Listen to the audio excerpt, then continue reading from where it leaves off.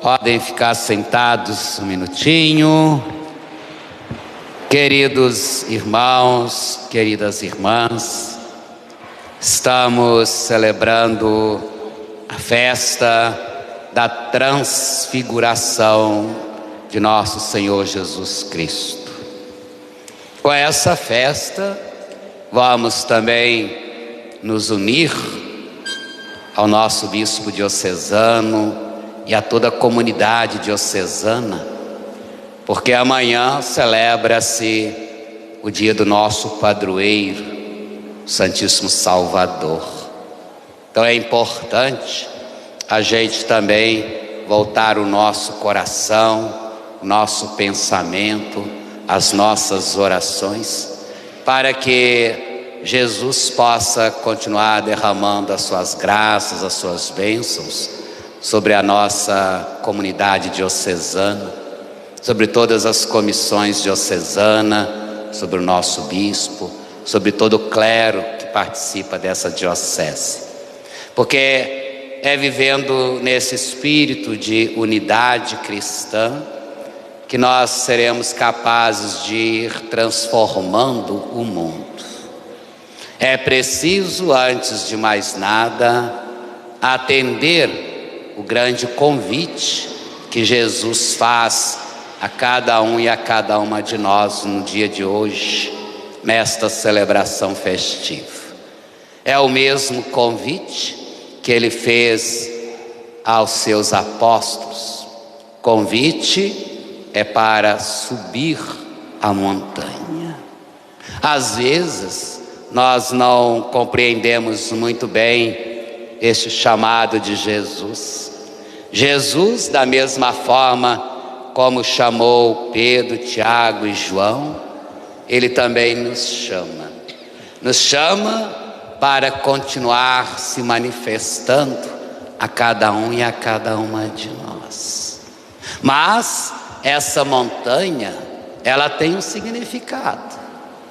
Não é apenas, aquela imagem que nós temos de um alto morro, cheio de rochas, cheios de obstáculos.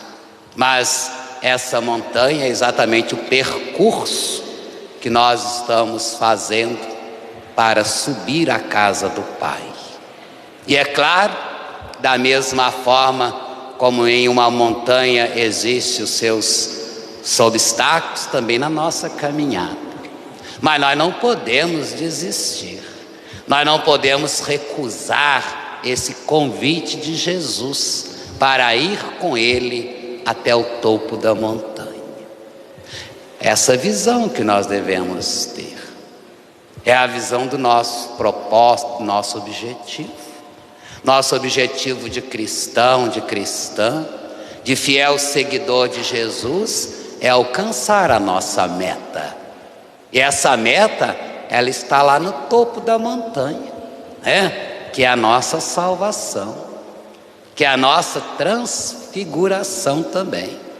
Da mesma forma como Jesus, é claro, biblicamente falando, antecipou diante dos seus apóstolos, a sua ressurreição, a sua glorificação, Jesus também quer que busquemos esse mesmo caminho.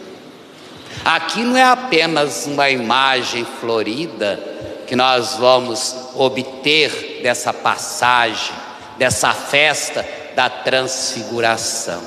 Veja que nós podemos encontrar alguns pontos que nós devemos buscar, vivenciar no nosso dia a dia. Por duas vezes, a Sagrada Escritura nos apresenta a voz de Deus que sai das nuvens. A primeira, nós encontramos no momento em que Jesus ele inicia a sua vida pública, que ele dirige-se ao Jordão e ali então ele pede a João Batista que o batize. Claro que João Batista, no primeiro momento, ele quis até recusar, Como é que eu posso batizar o autor do batismo? Mas Jesus quis mostrar exatamente a necessidade, não apenas ali daquele batismo penitencial, mas a necessidade para que o povo o reconhecesse como filho amado de Deus. Por isso que naquele momento, quando Jesus sai das águas, uma voz se faz ouvir: este é o meu filho muito amado, em quem eu pus toda a minha complacência. Muito semelhante à voz de Deus do Sinai.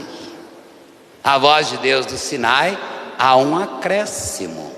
Ele vai dizer: este é o meu filho muito amado, escutai-o. Aqui é que nós devemos prestar atenção, meu irmão, minha irmã. Nós devemos estar abertos à escuta de Jesus. O que Jesus tem a nos dizer. Essas outras imagens que nós encontramos na narrativa do Evangelho, que é Jesus falando com Moisés e Elias, é tudo voltado para o próprio Jesus. Quem era Moisés? Qual o significado, da personagem Moisés? Resuma da lei. Foi Moisés que recebeu a lei. A lei que Deus o entregou no Monte Sinai. E quem era Elias? Elias aqui é a representatividade de todos os profetas.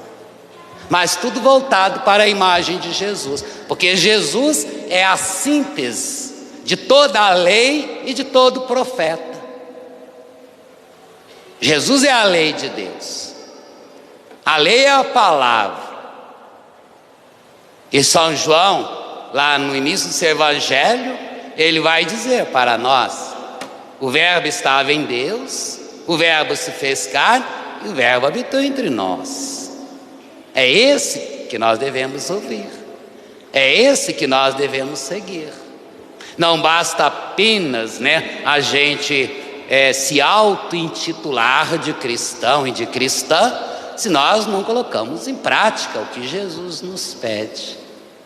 Veja que no momento da sua transfiguração, o evangelista Mateus, ele diz para nós que o rosto de Jesus ficou brilhante como o sol, mais do que o sol, e que a sua roupa ficou mais branca do que a neve. É a imagem da pureza, é a imagem da vitória, é a imagem, do próprio Deus, desse Deus que fala, desse Deus que aponta, desse Deus que caminha conosco. Será, meu irmão, minha irmã, que nós estamos aptos a subir ao Tabor com Jesus? Jesus nos convida, mas não para ter aquela mentalidade de Pedro, que às vezes aqui nas entrelinhas, depois que Tiago vislumbrou toda aquela magnitude de Jesus, Pedro então diz para Jesus: Senhor, é bom ficarmos aqui. Se queres, posso fazer 3 tendas. Mensagem mencionando aqui a Trindade Santíssima. Uma para ti, outra para Moisés e outra para Elias. É o símbolo da Trindade Santa, da unidade que deve haver entre nós. Mas não o símbolo do comodismo, porque parece que dá a impressão de que erguer 3 tendas significa se acomodar. Vamos ficar aqui, é bom estarmos aqui. Aqui nós temos tudo que nós necessitamos. Temos paz, temos tranquilidade, temos serenidade, não temos que resolver problema. Aqui não haverá perseguição, aqui não haverá ódio. É bom ficar aqui. Mas Jesus disse: agora vamos descer. Aquilo que vocês viram aqui em cima vocês fiquem só para vocês. Por enquanto não conte nada a ninguém. Não que Jesus os proibiu de anunciar, mas por que Jesus disse a Pedro e aos outros apóstolos para não dizer nada a ninguém? Porque no tempo ainda de Jesus o povo esperava a era messiânica, mas o Messias que viria na glória, o Messias que chegaria numa carruagem de ouro, o Messias que ia pisar no inimigo, o Messias triunfalista. E não é esse o messianismo de Jesus. O messianismo de Jesus é a humildade, é o amor, é a compaixão, é o perdão, é a solidariedade. Mas o povo esperava outro tipo de Messias, porque muitas vezes nós esperamos apenas triunfos, e quando Jesus então volta, ele vai dizer para eles, vocês, depois da ressurreição, vocês podem dizer para o povo. Por isso que Pedro dá esse testemunho. Pedro, ele dá esse testemunho e ele começa exatamente isso. O que nós estamos dizendo não é fábula criada por homens, não é história, é uma realidade. É a realidade que nós tivemos a alegria de vivenciar. Essa é a realidade que também nós devemos buscar, a nossa própria glorificação.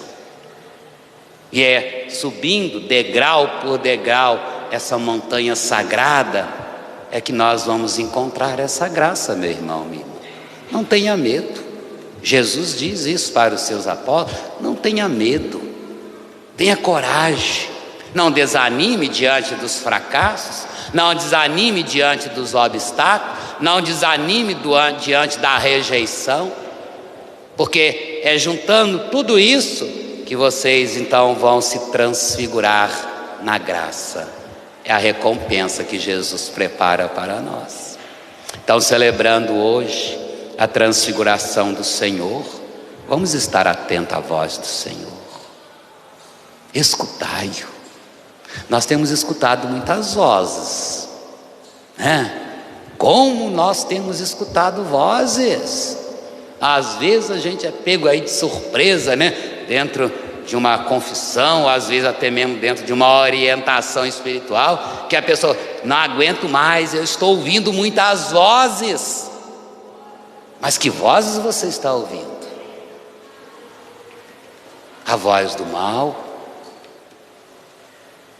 Ou você está ouvindo a voz de Cristo? Precisamos ouvir a voz de Cristo. Quando às vezes acontece uma violência com esse, com aquela, quando aquela pessoa que cometeu tal violência vai ser interrogada, vocês podem perceber, a maioria diz assim: eu fiz isso porque eu ouvi uma voz me dizendo para fazer isso. Não é a voz do Senhor Jesus, é a voz do mundo, é a voz do mal, é a voz do maligno. Hoje nós temos cultuado demais o maligno, meus irmãos e minhas irmãs. Nós estamos fazendo do mal nosso Deus. Nós estamos nos prostrando diante dele.